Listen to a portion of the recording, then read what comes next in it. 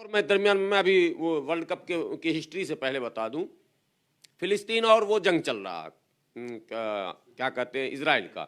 लेकिन मैं जहां भी घूमने जाता हूं, किसी चाय की दुकान पर ठहरता हूं, किसी दुकान में, किसी चौराहे पर, किसी चौपाल पर, मैंने तमाम, जब से ये वर्ल्ड कप शुरू हुआ है, ज्यादातर मैं मुसलमानों के बीच जाता हूं, मैं देख रहा हूं मुस्लिम नौजवान बड़ी रुचि से मैच को देख रहे हैं। कल जो सेमीफाइनल था उसमें भी मुझे लगता है कि 70% नौजवान मैच देख रहे थे। मतलब ये, इसको भी देश प्रेम कहा जाना चाहिए कि भारत खेल रहा है तो बारीकी से। अच्छा, पाकिस्तान के साथ नहीं खेल रहा कि कोई ये कह दे कि वो पाकिस्तान के लिए दुआ कर रहे थे, ये सब आरोप लगते रहते हैं। खेल तो हो रहा था न्यूजीलैंड से, शायद न्यूजीलैंड से। लेकिन भारत के लोग, विशेषकर मैं जिस समुदाय से हूं मुसलमान, तो मैं कह सकता हूं मुस्लिम नौजवान, बल्कि मैंने एक दो जगह तंज भी किया, यार दुनिया में क्या से क्या हो रहा, तुम लोग मैच देखते हो? बोला देखिए भारत खेल रहा। तो ये भारत प्रेम है। अब पूरे मैच को आप देखें और पूरे बॉलर को निकाल कर देखें, कई बार मैच को टर्न किसी ने अगर दिया है तो उसका नाम मोहम्मद शमी है, और एक और खिलाड़ी है जो फिर गायब हो गया। आप नाम बताइए जरा, मेरे जहन से भी निकल रहा, जिसने आते ही तहलका में है। नहीं भाई, मुसलमान, एक और मुसलमान अभी बॉलर आया था शुरू, मोहम्मद सिराज। खेला है उसमें? अरे भाई गायब है ना नाम से, आप कहां पर नाम उसका देख रहे हैं? मोहम्मद सिराज का कोई नाम ले रहा है क्या? अच्छा परफॉर्मेंस दिखाएगा तो दिखेगा।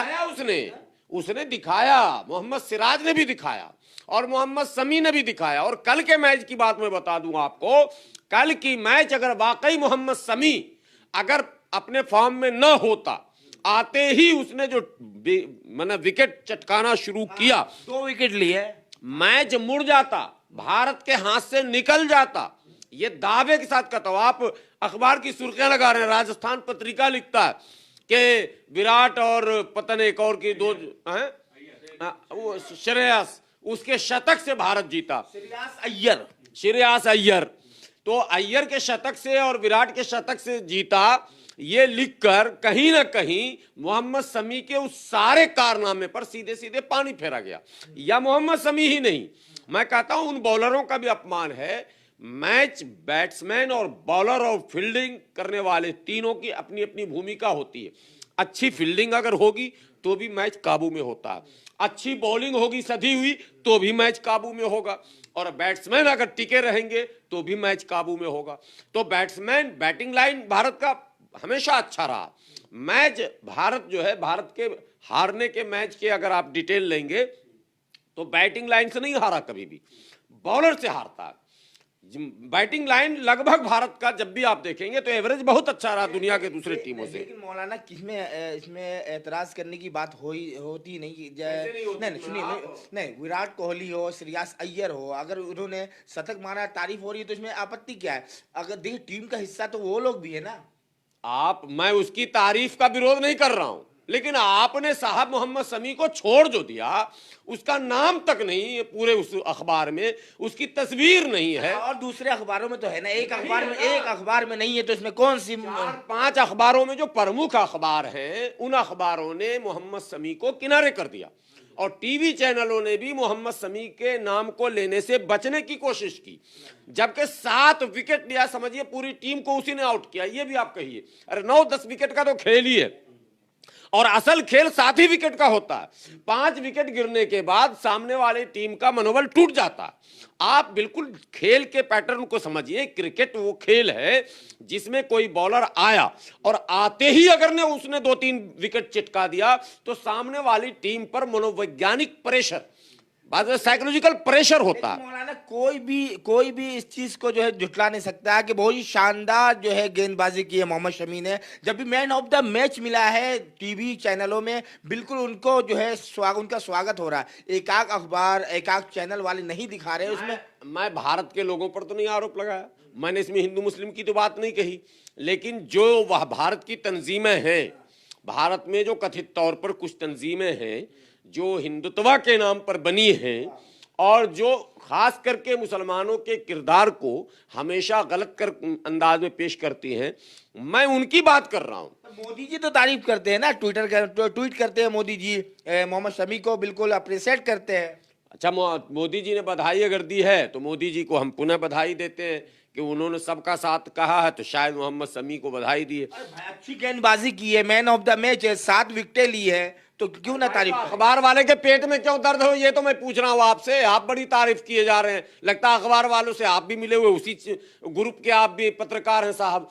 मेरा सवाल ये नहीं, मैं तो कह रहा हूं कि उसने अच्छी बॉलिंग की, उसके बॉलिंग के बदौलत भी इंडिया जीता, ये भी तो आप कह सकते हैं। आप कह रहे हैं बैटिंग के बदौलत जीता, आप ये नहीं कर रहे हैं कि उसमें मोहम्मद शमी की बहुत बड़ी भूमिका रही, उसने 7 विकेट लिए साहब, और 7 विकेट ही नहीं लिए, विकेट उसने जिस अंदाज में लिया वो भी देखिए आप, पूरे मैच को आप देखिए, हमने देखा नहीं लेकिन हम तो सुनते हैं, हमारा कान खड़ा रहता है कभी भी।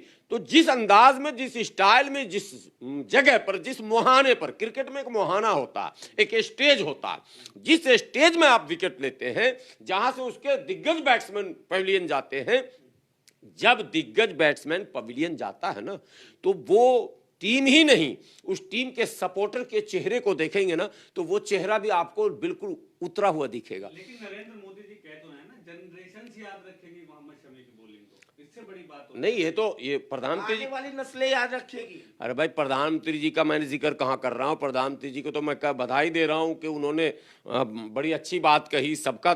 छोटे मोटे अखबार वाले अगर नहीं दिया तो क्यों एतराज? छोटे मोटे अखबार नहीं है, भारत में एक सोच है, यहाँ पर एक संगठन है यहाँ पर जिसका कब्जा है अखबारों पर, जिसका कब्जा है टीवी चैनलों पर, और वो सुनियोजित ढंग से इस काम को करते हैं कि मुसलमानों के किसी भी रोल को जो है दुनिया के सामने ना आने दिया जाए। लेकिन जीत में बड़ा हाथ तो मानते हैं ना, सभी मानते हैं, अगर मोहम्मद शमी ना होते तो बहुत मुश्किल। मैं हिंदुस्तान के तमाम लोगों को के बारे में पहले ही कह चुका हूं कि हमारे मुल्क का मिजाज ऐसा नहीं है। हमारे मुल्क में अच्छा काम करने वालों की तारीफ होती है, हमारे मुल्क के लोग बहुत अच्छे हैं, लेकिन हमारे मुल्क में जो संगठन एक है। लेकिन मौलाना, एक बात सवाल है कि जिस तरीके से आपने बताया 2-4 अखबार वाले जो है नहीं मोहम्मद शमी को अप्रिशिएट किया, नहीं दिखाया, तो मैं चलिए मैं मानता हूँ, लेकिन जिससे चैनल में टेलीकास्ट हो रहा था पूरा का पूरा मैच, उसको पूरी दुनिया देख रही थी, पूरी दुनिया ने ये भी देखा कि किस तरीके से मोहम्मद शमी ने 7 विकेटें लिए, किस तरीके से मोहम्मद शमी ने टीम इंडिया को एक भंवर में फंसते भंवर से निकाला, ये पूरी दुनिया ने देखा। पूरी दुनिया ने यह भी देखा कि किस तरह से भारत के कुछ कथित तौर पर अखबारों ने मोहम्मद शमी को अपने पेज से बाहर किया। पूरी दुनिया ने यह भी देखा कि कथित तौर पर भाई भाई चिल्लाने वाली गोदी मीडिया ने अपने स्टोरीज से मोहम्मद शमी को हल्के ढंग से पेश किया। पूरी दुनिया ने यह भी देखा कि राजस्थान पत्रिका जैसा एक महत्वपूर्ण अखबार ये लिखता है कि टीम इंडिया इतने बार फाइनल में पहुंची और इतनी बार पहुंचने में कोहली और श्रेयस अय्यर का हाथ है, और बाकी पूरे स्टोरी को आप पढ़ें तो कहीं मोहम्मद शमी का जिक्र ही नहीं है। तो ये भी तो दुनिया देख रही है, दुनिया दोनों चीज देख रही है। दुनिया लाइव टेलीकास्ट भी देख रही थी, दुनिया ताली भी बजा रही थी। जब जब मोहम्मद शमी विकेट ले रहे थे तब तक भारत के चाहने वाले उछल भी रहे थे, नारे भी लगा रहे थे, तिरंगा लहरा भी रहे थे। लेकिन ये भी सच है, इसको कैसे इनकार कीजिएगा। मेरा कहना है इस तरह की सोच आखिर इन पत्रिकाओं ने, अखबार वालों के जहन में क्यों है, कैसे है। लेकिन अगर नाम नहीं लिया, मोहम्मद शमी की तारीफ नहीं की, तो क्या उनके योगदान को भुला दिया जाएगा? मसला ये है। ये तो उन अखबार वालों से पूछिए ना कि आपने नाम नहीं लिया तो आप क्या समझ रहे हैं कि मोहम्मद शमी का जो है कद छोटा हो जाएगा। आपने नाम या तस्वीर नहीं छापी तो आप क्या समझ रहे हैं मोहम्मद शमी के दो कारनामे हैं, वो फाइनल में क्या बेहतर नहीं करेगा? क्या फाइनल में भारत को वर्ल्ड कप नहीं दिलाने की कोशिश करेगा? या क्या उसके अंदर और सुधार, इंप्रूवमेंट नहीं आएगा? हमसे आप नहीं सवाल, हमने तो ये देखा, जो अखबारों की सुर्खियां देखी, उससे हम जो है आहत हुए कि आखिर इस मुल्क में कौन सी सोच है, कौन है एडिटर इन अखबारों का, ये पता लगना चाहिए। कौन है इनके मालिक, ये पता लगना चाहिए। कहां से पब्लिश होता है, ये पता लगना चाहिए। और क्यों इस जहन के लोग उसमें बैठे हुए, ये असल मसला है। क्या कहना चाहते हैं उन अखबारों के लिए? क्या आप कहना क्या चाहते हैं? खुल के मैं तो देश के प्रधानमंत्री जी को कहता हूं कि आप ऐसे अखबारों को देखिए और उनको कहिए कि भाई ये काम तुम हमारे देश में क्यों कर रहे हो। नफरत फैलाने का काम एक तरह से इनडायरेक्टली के मुसलमान अगर है, अरे भाई भारतीय खेल रहे थे वर्ल्ड कप में न्यूजीलैंड के खिलाफ, मोहम्मद शमी नहीं खेल रहा था वर्ल्ड कप, इंडिया खेल रहा था।